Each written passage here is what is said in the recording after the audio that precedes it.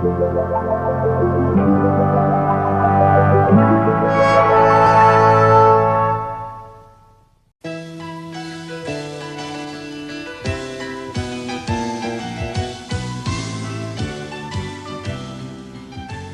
and welcome, and in this episode we'll be looking at Bristol Omnibus, and this also includes Cheltenham and Gloucester as well as the mighty Badgerline. Bristol is a city in south-west England and sits on the River Avon. The Bristol Tramways Company Limited commenced operation of horse trams in 1875, feeder horse buses in 1877 and regular horse buses in 1887. In 1886, the Bristol Cab Company Limited was formed as an offshoot of the Tramway Company, and the two were merged in the following year as the Bristol Tramways and Carriage Company, and this was to become the company's name for the next 70 years. Between 1895 and 1901, a fleet of 232 electric trams entered service. An initial venture into motorbus operation in 1906 led to the decision that the firm should make its own vehicles, the first entering service in 1908.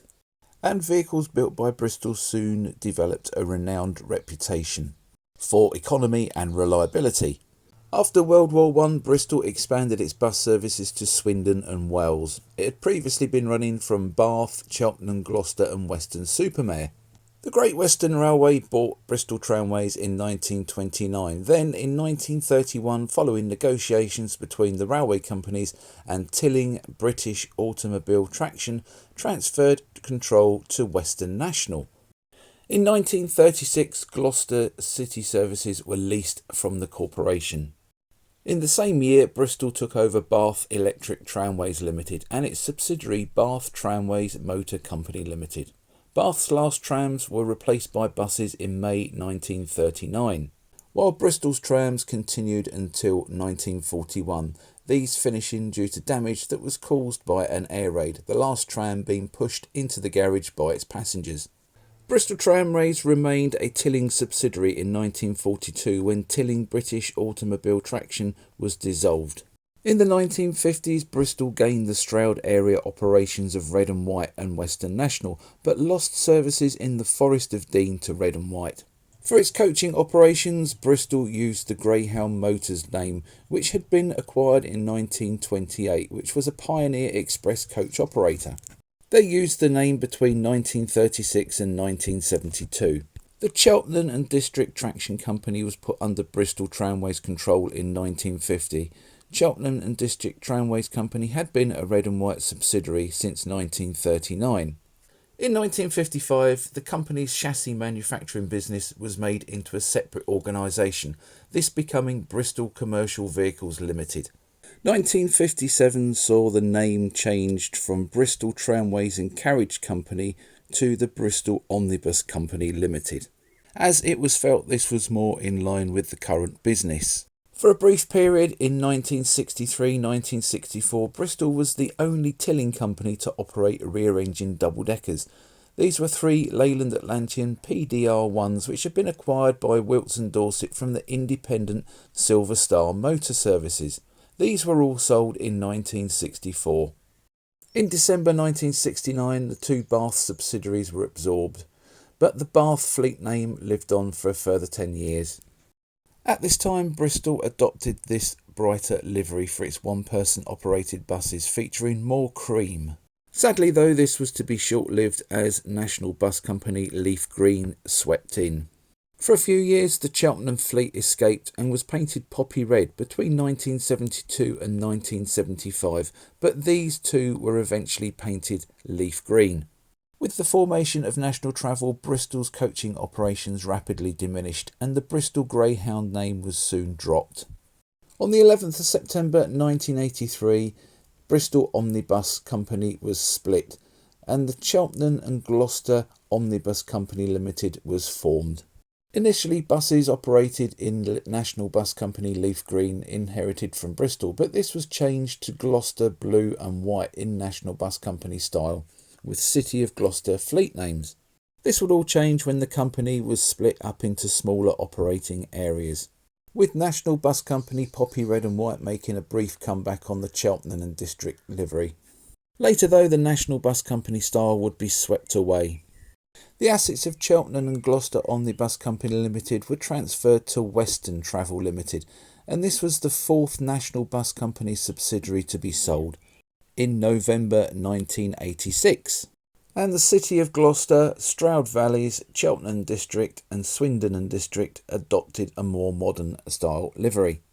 For their coaching fleet, they either used the Cotswold name or the black and white name as mentioned in a previous video. However, this was to be all short-lived.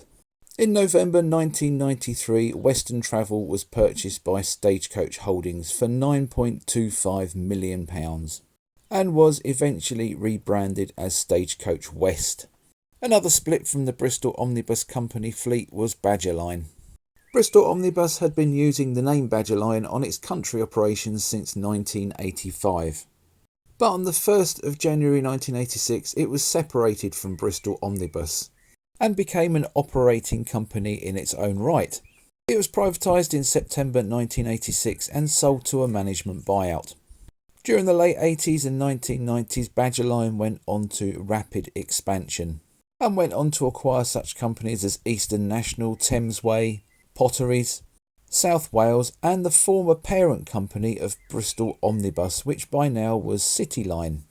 Also, another full circle was when Badgerline acquired Western National, which had been the parent company of Bristol Tramways in the Tilling British automobile traction days back in 1931. So history had really gone full circle and repeated itself. In 1993, Badgerline Group was listed on the stock exchange, and on the 16th of June 1995, the Badgerline Group merged with the GRT Group, GRT being formed of Grampian Regional Transport from Scotland. They formed First Bus and is now based in Aberdeen in northwest Scotland. So what of the original parent company Bristol Omnibus Company Limited then? With Badgerline and Cheltenham and Gloucester hived off of it, it was just confined to operating Bristol city services and became known as Cityline. In September 1987 it was sold to Midland Red West, which at that point was owned by a management buyout. However, this was soon sold to Badgerline Group, which reunited Bristol Omnibus and Badgerline. And it's strange because Bristol Omnibus had started Badgerline as a subsidiary and now Bristol Omnibus was a subsidiary of Badgerline. Part of it's all very poetic and part of it's all very confusing.